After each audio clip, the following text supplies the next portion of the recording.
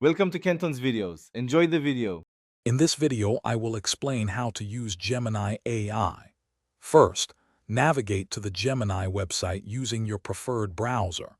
You will need a Google account to sign in and begin using the service. Once logged in, you'll see the main chat interface where you can start interacting.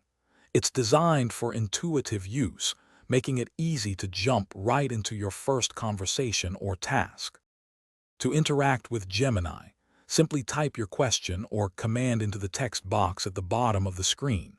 For example, you could ask it to write a short story about a space explorer or explain quantum physics in simple terms.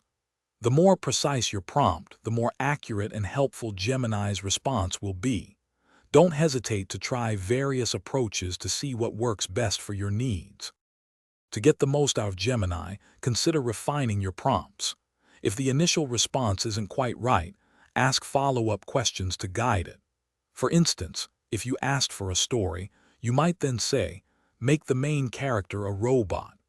Providing specific details or examples in your initial prompt can also significantly improve the output quality, helping Gemini understand your intent more clearly.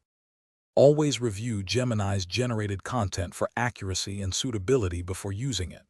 While highly capable, it's an AI, and human oversight is crucial.